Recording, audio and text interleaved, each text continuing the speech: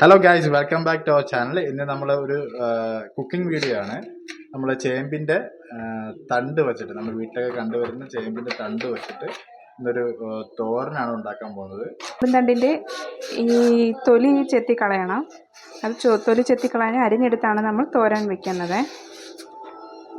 ഇതും അല്ലെങ്കിൽ ചൊറിയോ ഈ സാധനം ചൊറിയും. ഇതിന് തണ്ട് അല്ല, ഈ പുറം ഭാഗം അങ്ങനെ എടുക്കാറില്ല. തൊലി ചെത്തിക്കളഞ്ഞിട്ടേ അത് യൂസ് ചെയ്യാറുള്ളൂ. ചേമ്പും തണ്ട് നമ്മൾ ചെറുതായിട്ട് അരിഞ്ഞ് വെച്ചിട്ടുണ്ട്. അതിൻ്റെ കൂടെ ഒരു സവാളയും കൂടി അരിഞ്ഞിട്ടിട്ടുണ്ട്. നമ്മളപ്പോൾ അത് താളിക്കാൻ പോവുകയാണ്.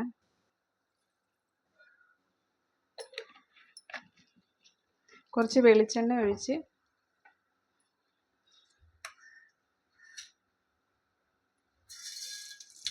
കടുക്,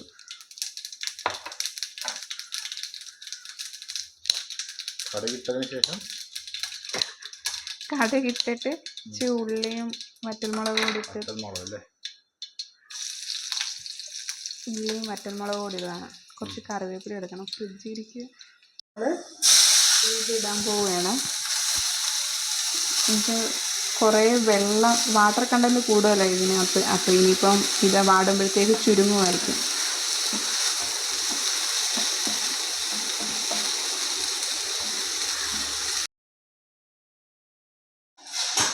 ഇതിലേക്ക് കുറച്ച് ഉള്ളിയും വെളുത്തുള്ളിയും, ഇച്ചിരി ജീരകപ്പൊടിയും മഞ്ഞൾപ്പൊടിയും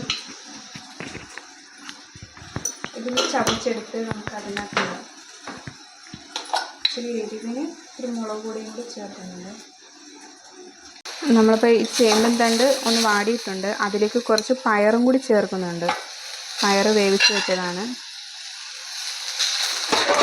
പയറും ചേർത്ത് അരപ്പിനകത്ത് നമ്മൾ പൊടിവർഗ്ഗങ്ങളെല്ലാം ആഡ് ചെയ്തൊന്ന് ചതച്ചെടുത്തതേ ഉള്ളൂ. നല്ലോണം അരച്ചിട്ടില്ല.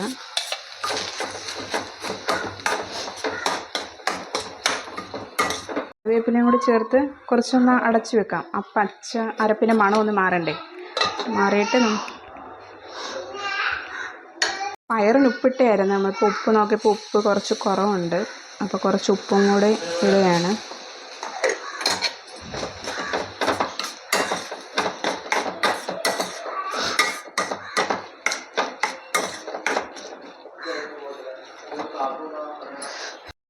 കുറച്ച് പച്ച വെളിച്ചെണ്ണയും കൂടെ ഒഴിച്ചിട്ട് അങ്ങ് ഓഫ് ചെയ്യുവാണ്. ഓൾറെഡി കടുക് വറുത്തതാണ്, എന്നാലും ഇച്ചിരി എണ്ണയും കൂടെ ഒഴിക്കുമ്പോൾ ഒരു ടേസ്റ്റാണ്. അപ്പോൾ ഗൈസ്, ഇതാണ് നമ്മളുടെ ചേമ്പിൻ തണ്ട് തോരൻ. അപ്പോൾ ഇത് ഇഷ്ടപ്പെട്ടെങ്കിൽ എല്ലാവരും ലൈക്ക് ചെയ്യുക, ഷെയർ ചെയ്യുക, സബ്സ്ക്രൈബ് ചെയ്യുക. താങ്ക്